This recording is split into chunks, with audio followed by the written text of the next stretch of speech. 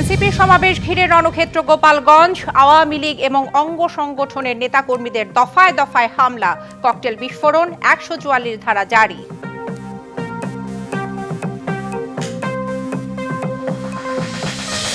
হামলা ভাঙচুর বাধা সৃষ্টি করে এনসিপিকে ঠেকানো যাবে না, নিষিদ্ধ গোষ্ঠীকে কঠোর জবাব দেওয়ার হুঁশিয়ারি নেতাদের।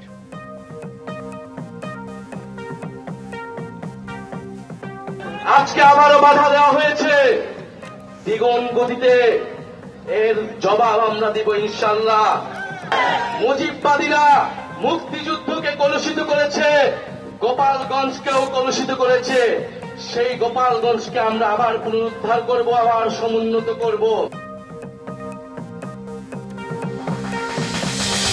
আবারও নৈরাজ্য সৃষ্টি করে ফায়দা লোটার চেষ্টায় স্বৈরাচারী শাসক গোষ্ঠী। গোপালগঞ্জে এনসিপির কর্মসূচিতে হামলায় বিএনপির গভীর উদ্বেগ।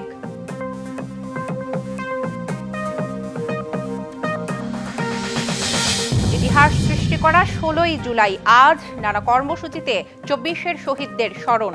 অন্তর্বর্তী সরকারের আমলে আবু সাইদ হত্যার বিচারের আশা।